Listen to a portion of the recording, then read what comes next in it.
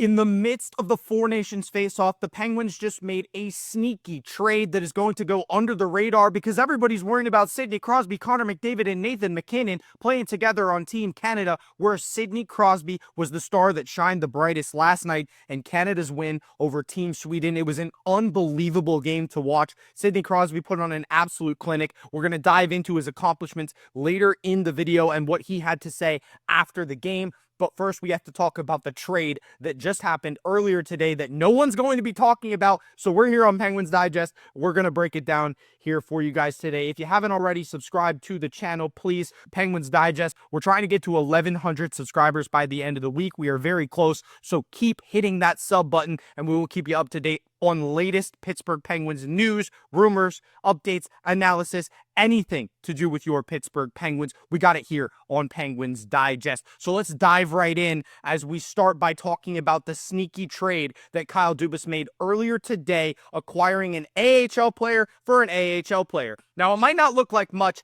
at this time, but I will tell you this is a great trade for the Pittsburgh Penguins.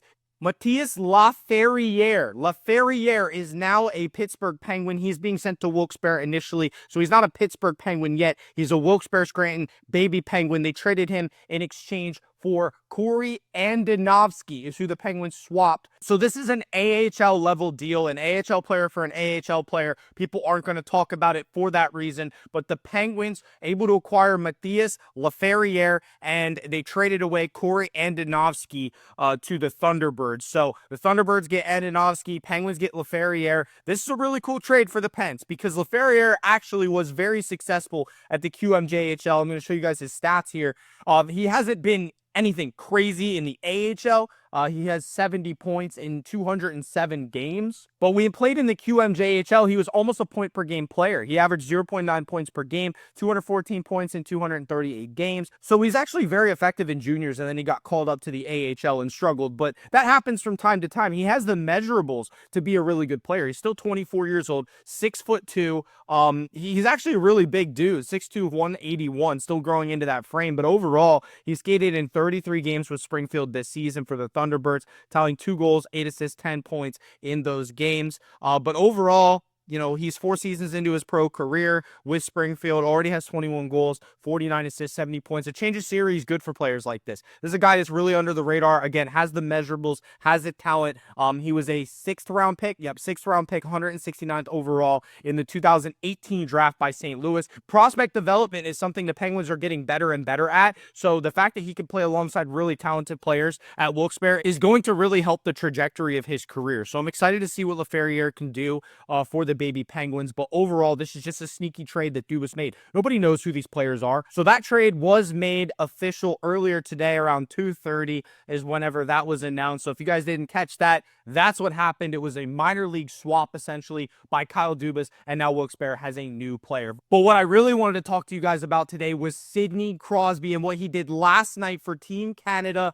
Sidney Crosby is not human. And that's really the only way I can describe what he just did last night. Dude is an absolute magician. And in a best-on-best tournament with some of the best players in the entire world playing against each other, Sidney Crosby still stands out head and shoulders above the rest of the competition. And it's just unbelievable. Like, at his age, he's the oldest player in this tournament at 37 years old, and he was the #1 star of the game last night. The most effective player on the ice in that game, really proving that he is healthy, because a couple days ago we were talking about him not even playing in this tournament as a possibility. Of course Sid was going to play in this tournament. 3 assists last night, including an assist on the game-winning goal. The first 2 assists were highlight reel plays by Sidney Crosby, and then the last assist was just a sneaky play, just like Kyle Dubas made that sneaky trade today. We had a sneaky assist by Sidney Crosby last night where he kind of just dropped it off and Mitch Marner did the rest,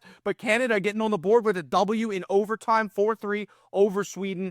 Rickard Rakell almost scored in that game as well. He was the reason that Sweden got on the board with their first goal by screening the goaltender in like a moving screen. It was really cool from Rickard Rakell. He had 3 shots on goal, 3 hits last night. But overall, Sidney Crosby stood out above everybody else. I mean, he's clearly the reason why Canada came in and won that game. But talking about their line combinations, I mean, it's just not fair. With Crosby, MacKinnon, and McDavid, they played 15 seconds together last night and scored. 15 seconds and scored. That is not fair when you have arguably the 3 best players on the planet, plus Cale Makar, all on one line, and then bang. Of course it's going to be fireworks. Canada had 2 goals before Sweden got their first shot on goal. So Canada put on a clinic. USA is trying to do that here in just a few minutes against Finland in the second game of the Four Nations face-off. But let's take a look at what Coach John Cooper had to say, head coach of Team Canada. He said, and quote, "He will go down as the greatest player to ever wear the Canadian jersey." That is high praise from John Cooper, the head coach of the team, because if you look at Crosby's numbers, I'm not going to put them up on the screen, but I'll just read off to you something crazy that I read about Sidney Crosby. 26 consecutive games won with Sidney Crosby in the lineup. That is 29 points for Sidney Crosby and a plus 85 goal differential when Crosby's in the lineup. Plus 85, and they are 26-0. That is just not fair. That is just not fair. So what did Sid have to say after this game? Because obviously we know he grew up a Montreal Canadiens fan, so playing at the Bell Center is huge for Sid. Like, this was something that he was so excited to be able to play in the Bell Center for Team Canada, and he got a standing ovation after the game as well as he played in that contest. So we look at what Sid had to say. Just grateful to be in this position, to play in these big games with this group in front of this crowd. It's a special place, and to get an ovation like that, you dream of playing in games like this. So it was really special. I appreciate it. That's what Sid said. He also said tonight was special. The atmosphere at the Bell Center. Played in this building many times in the playoffs, but tonight was pretty cool. Just an unbelievable game, and unbelievable skill and talent out there. Obviously referring to Connor McDavid, Nathan MacKinnon, and it was just some great hockey, and it really was a very competitive game. A lot better than people expected coming to this tournament. That was an awesome hockey game to watch. As we look at what Sid also said after the game, NHL.com was really trying to get sound bites from Sidney Crosby after that game, after what he did last night.